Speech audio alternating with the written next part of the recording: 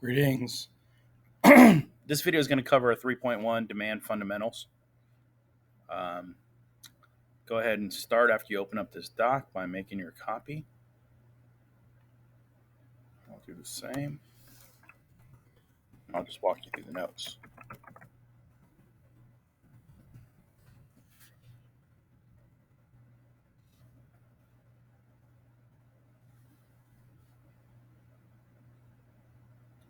Okay.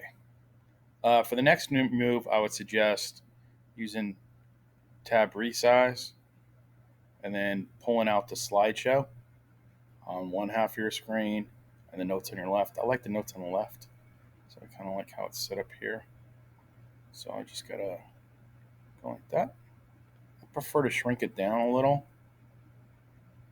That way, because I like the slide to be bigger. I just need enough space to get the notes in, and it should be fine. Oh, so this is not just 3.1 demand fundamentals. So it's demand fundamentals and shifts.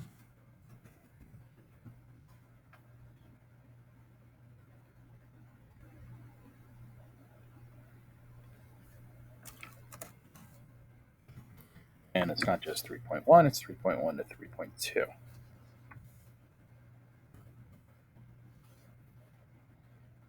This video will be right here by the time you get to it.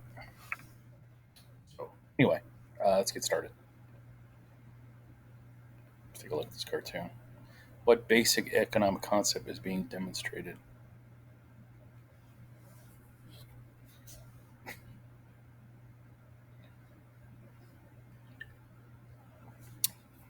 If you make a taller fence, someone will try to find a way around it because if the demand to get somewhere is high enough.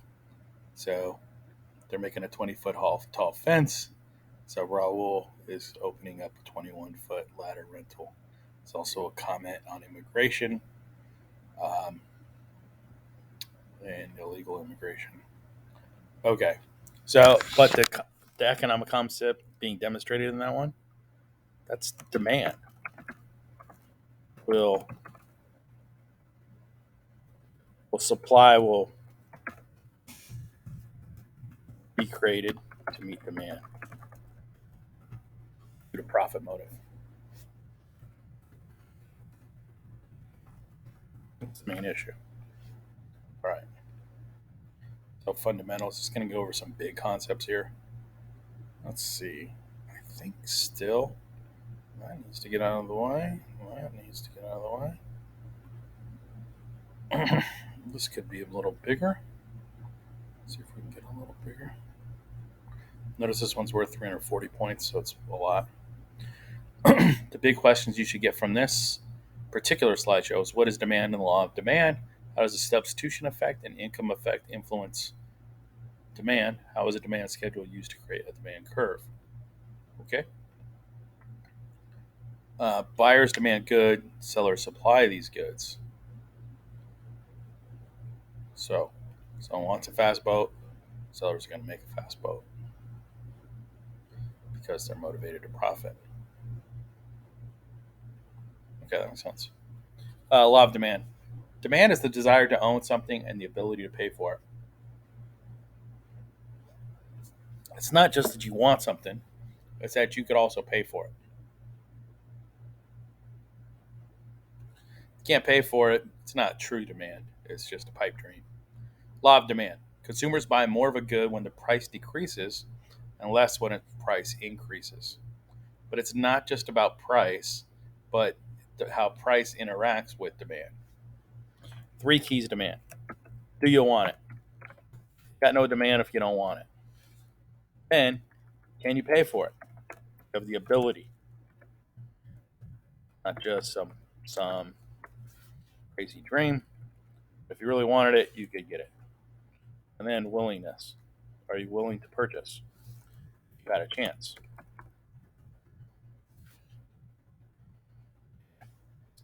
Next slide. The law of demand. Okay. So this is important. Notice there's nothing to fill in here. But if you just look at purely price and demand and how they're interacting. As price goes down, demand goes up. As price goes down, demand goes up because it's cheaper. There's a sale. It's the bargain bin. It's the buy one get one.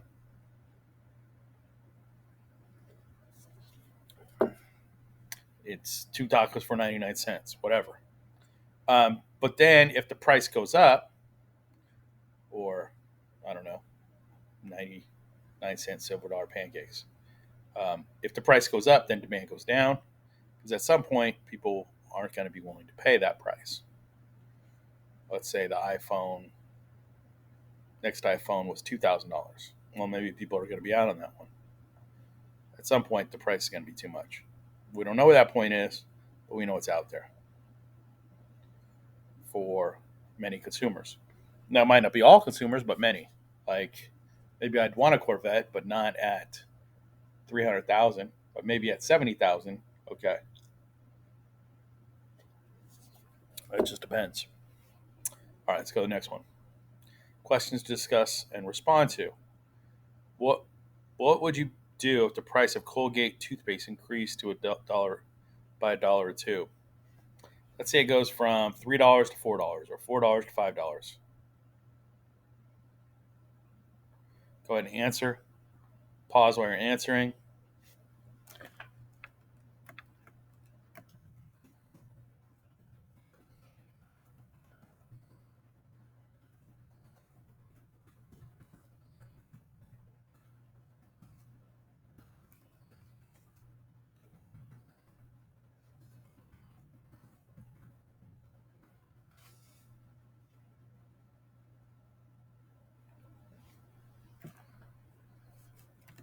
It said something like this.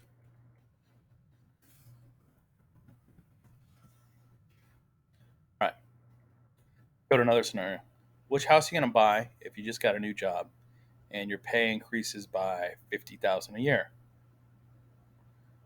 You can get a small two-bedroom house in a poor neighborhood or a large four-bedroom house in a suburban neighborhood.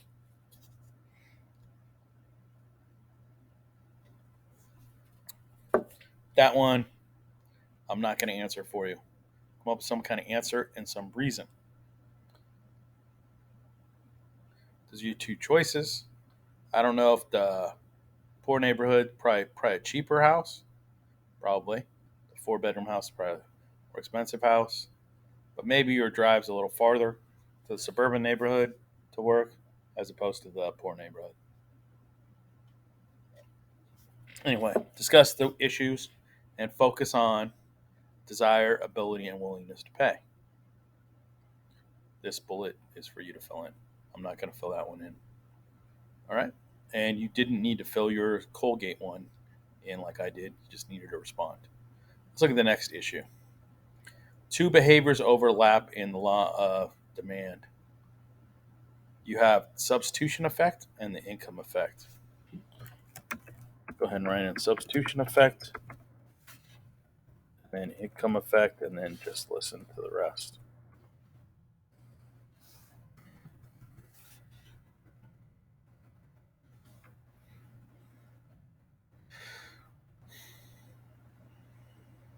So,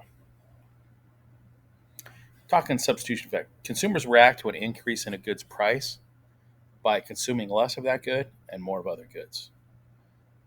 They'll, like, if Coke went up and doubled its price, maybe people would switch to Pepsi unless they really hated Pepsi or there's a real difference. If the price of Crest or Colgate goes up, they're going to try the other brand unless they really love the other one, but there's a price at some point where you switch. So, in other words, uh, the ease of substituting one good for another will make price more important and have a bigger impact on demand. If there's very little difference between you and Coke and Pepsi, you'll go for the cheaper one. Same with Crest or Colgate. But if there's a big difference, you'll pay more up to a certain point. The income effect. As a person changes his or her consumption of goods and services, if there's a change in real income. Let's say you get a big raise. You've been driving a Kia. You say, okay, for my next car, I'm going to jump up to a Lexus. More expensive, but nicer. So yeah, as you make more, what you're willing and able to pay increases, and that's the big issue here. Demand schedule. This is a table that's going to list the quantity of a good at each different price. How many people consumers are willing to buy at each different market value. Market demand schedule. This is a table that lists the quantity of good all consumers in the entire market will buy at each different price, not just the one, not just the, not just based on the quantity. Okay, let's take a look at adding this into our notes.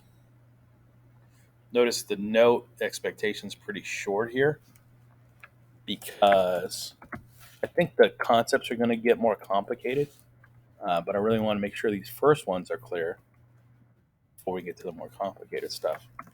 Okay, so hopefully you're really understanding this part well.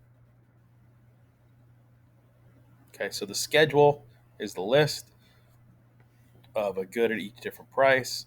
The market demand schedule is the whole market, not just um, at the different price, but what everyone would do. Okay, hopefully that's clear. Let's look at the next issue. Oops, wrong way.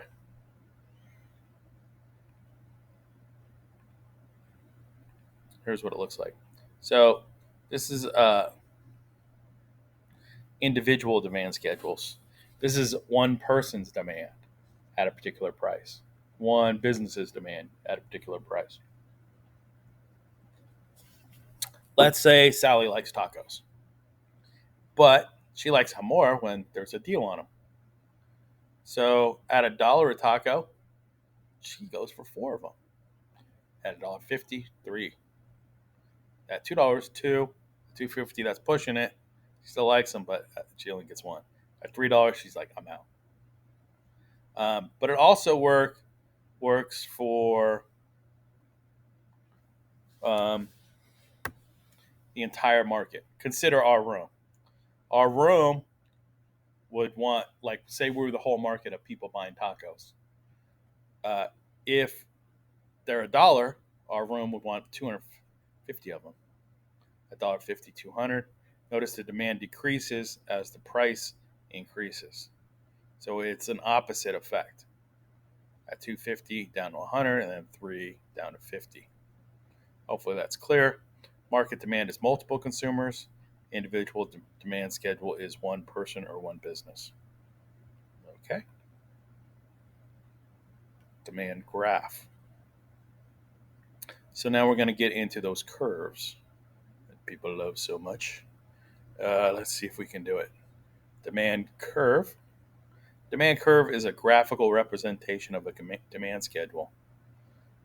Notice this one is straight down. That means it's unitary.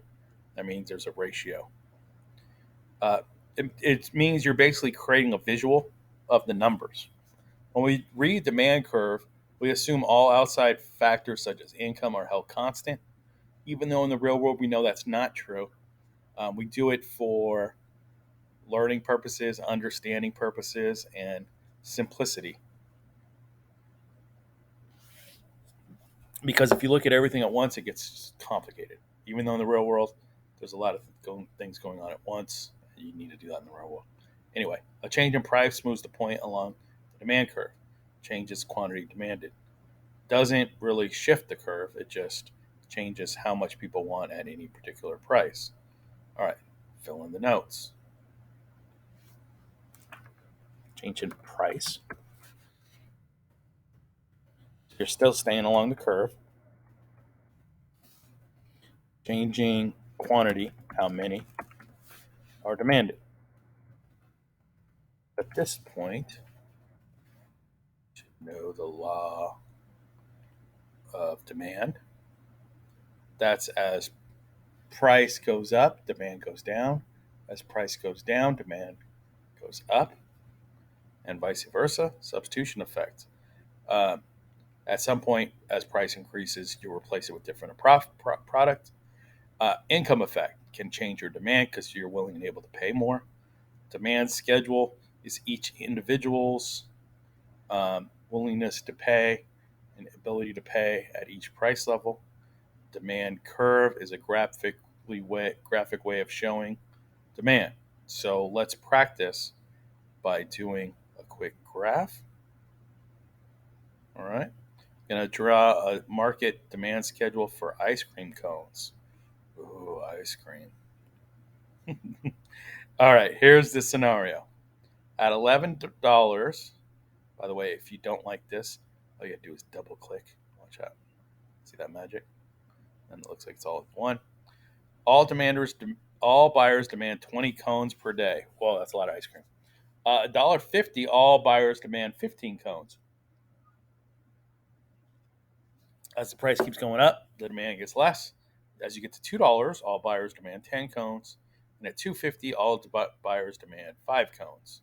And at $3, all buyers are demanding 0 cones. Does this follow the law of demand? Yes, because as price decreases, demand, or as price increases, demand declines. As one goes up, the other one goes down.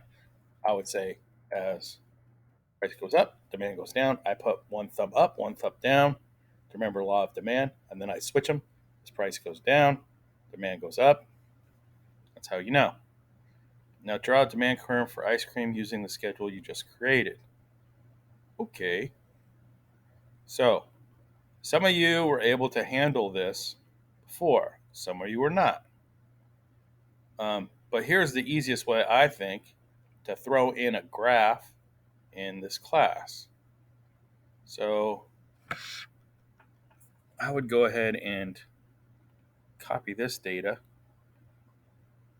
because once I get into there, if I have that written down, it's going to be easier for me to do my graphing. So you just go to drawing, plus new.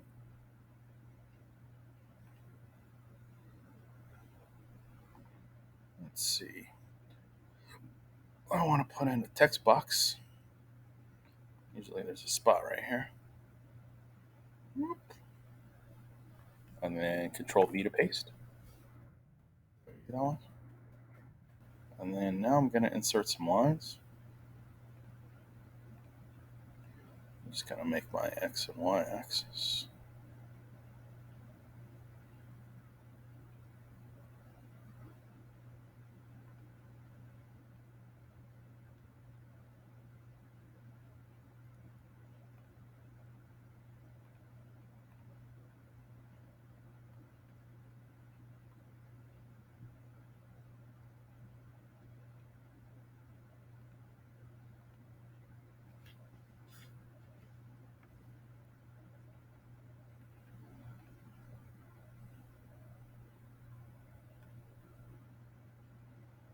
Let's see.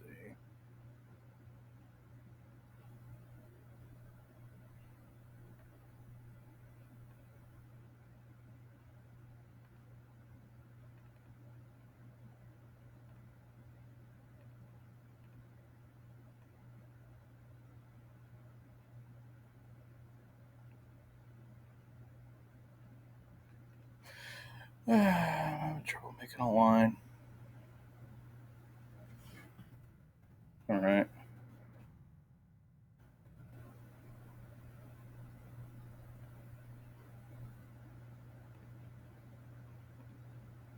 I don't know why I'm having such trouble making a line. I'm not the best with this, I guess.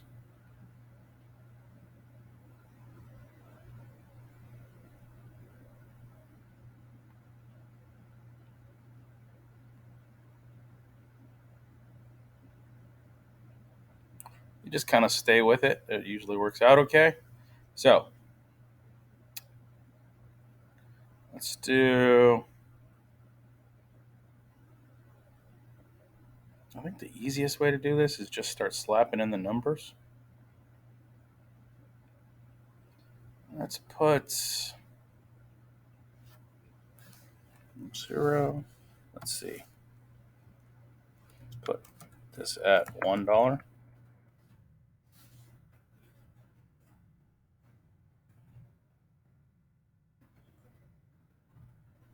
And we'll put this one at 150.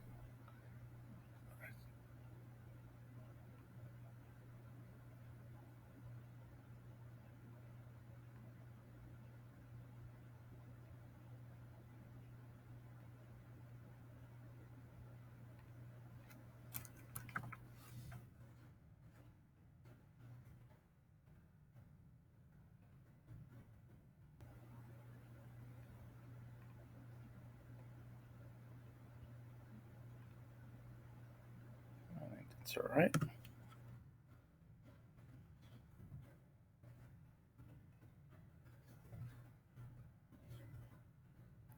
We got to get this all the way up to $3, right? So let's do that. See, I'm just keep putting in the text boxes until we get it all set up there. And we got to get it up to 3.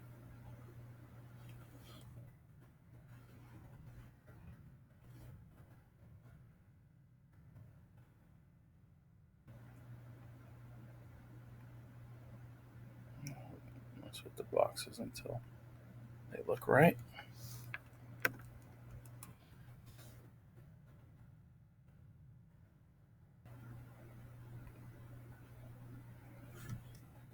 And we're going to do it. 3.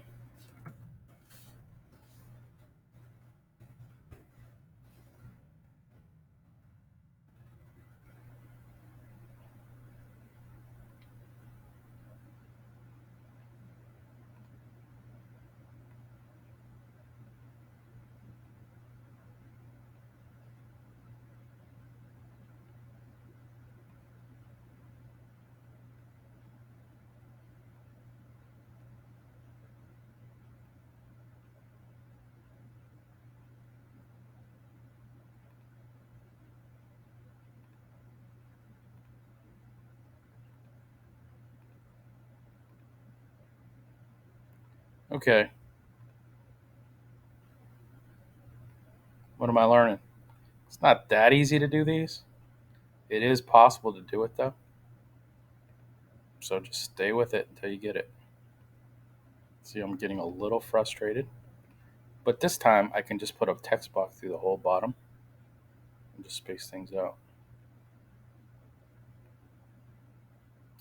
Just enough to space things out. Okay, our first thing at $1, you get 20 cones. Tab over, and you get 15. Wait, maybe it should start at 5. Go 5, 10, 15, 20, 25. We never get to that. At $1, we're going to have 20 cones. So let's put our line there. Our line starts at 20.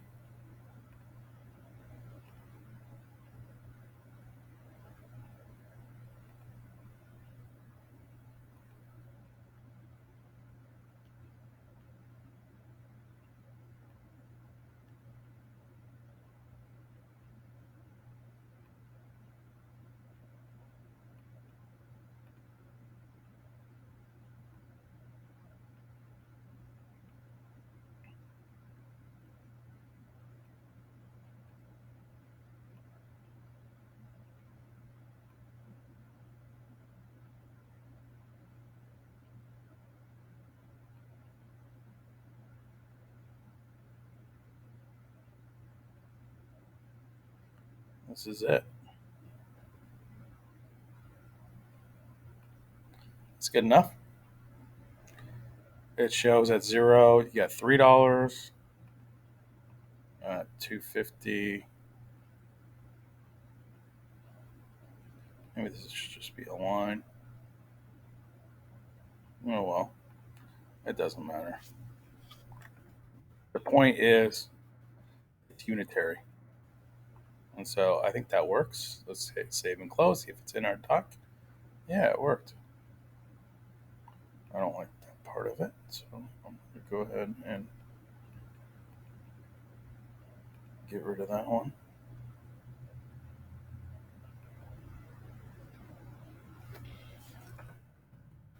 Can't really see it, can I? So if you keep getting that issue, change with the sizing. See, I didn't like that little icon in there. Now I'll do save, close. See, and if you don't like it, you can move it over.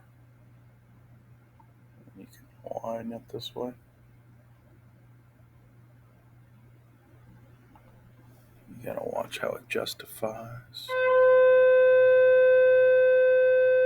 Alright, so I gotta start class. So I'm gonna pause the video and come back and finish during SSR. We'll get to the quiz. Okay? Don't worry, we'll do the quiz together. Thanks. Shout out to first period, being nice and quiet while I finish recording this session. Didn't quite have enough time to finish before school. Okay, let's go over the quiz for 3.1 demand fundamentals. So incomplete sentences. As far as what I've seen, when I have to take out points, it's mostly because you got the people are not writing sentences. Even though I tell you, if you don't write a sentence, you don't get credit. Hopefully, you'll believe me after I do it after a couple times, but I'd rather give you the points and learn by success. Okay. Anyway, demand is the amount consumers are willing and able to spend. While law of demand states as price increases, demand declines, but as price decreases, demand rises. It's, in other words, it's inverse. One goes up, the other one goes down. One goes down, the other one goes up. Okay, substitution effect. Now just write in the word substitution effect. Not it, not he. Got to write that word in. Substitution effect is when, okay, we're going to pause for the announcements. Good morning, Lodi High. And I love the unity Meredith Machado and Gabby Lopez with your from morning announcement. Meredith Today and is Gabby. Monday. Okay, so got interrupted by the announcements, but here we go again. Substitution effect is when you are having a choice on buying a different product rather than paying price increase. While income effect is when your buying preference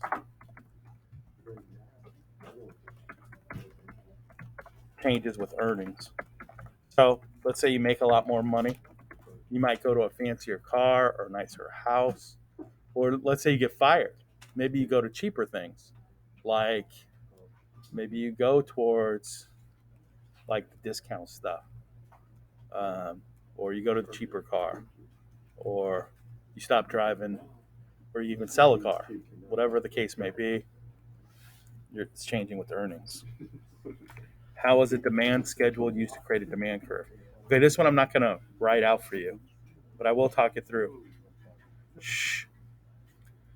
So a demand schedule is used to create a demand curve as you get each point where, okay, let me see if I can say it better. A demand schedule has points where people are willing to buy a certain product at each price. By graphing that, you show visually the demand. And that's the main issue. Okay. It looks like 3.2 continues. So let's keep going for another 5 minutes, and then we'll call it good on this lecture. Then I'll insert the next lecture in, because first period is doing such an awesome job of being quiet and awesome. So let's go look at the slideshow.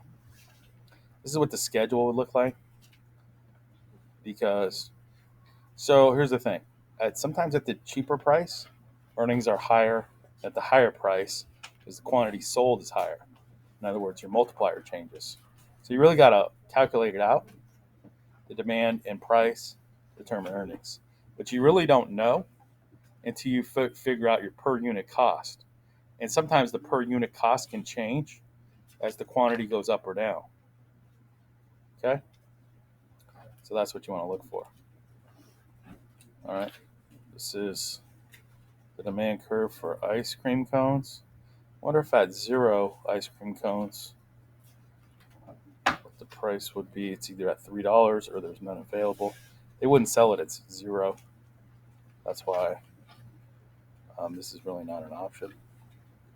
But anyway, see how it plots and makes a curve. This was the quiz.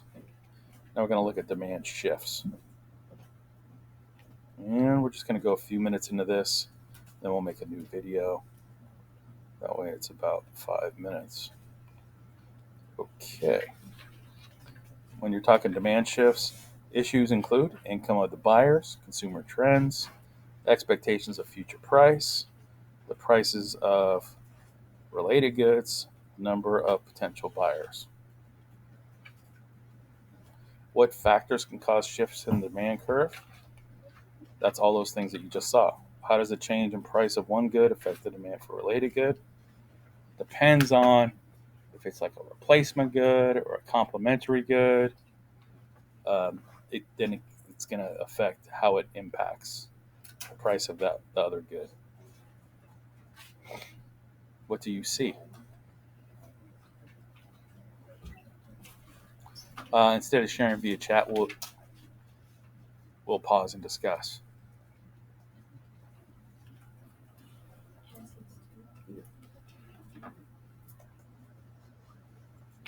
Hopefully you see a lot of things here. Anyway, what's the point of this? And how does it relate to demand and price shifts? Are there demand shifts? Well, how you see things can impact what you put as the cause of the shift.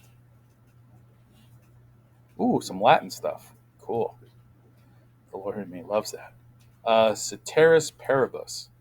What does that mean? It's a Latin phrase economists use, meaning all other things held constant. Why do economists do this? Because in the real world, things don't stay constant. Because if you didn't do that, the calculations would be a lot, especially when you're first learning about these things. It'd be too much. And the target numbers would shift too much. Good seeing everyone so productive during this time. So far, we looked at demand curves with ceteris paribus in mind, meaning assuming all things are constant. Without this assumption, though, the movement no longer occurs along the demand curve. So when we get to reality, instead of staying on that same line, sometimes the line shifts because you get a major impact on issue. So we've looked at what happens to the quantity demanded when only price changes. Now we're going to look at demand under other conditions. Okay. Let's go ahead and add this note, and I think this will be a good time to call it a lecture. And let's write in these answers. All other things held constant. Okay. Notice what you're filling in is particularly small here. Why? It's going to get more complicated. So I really want you to have more mental time than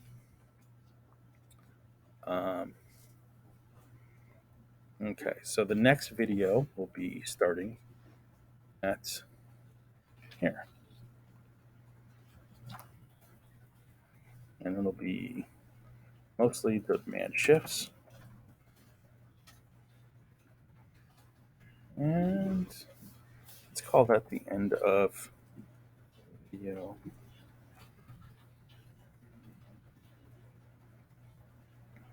1. Thanks. I hope you followed everything, and I hope this video was helpful.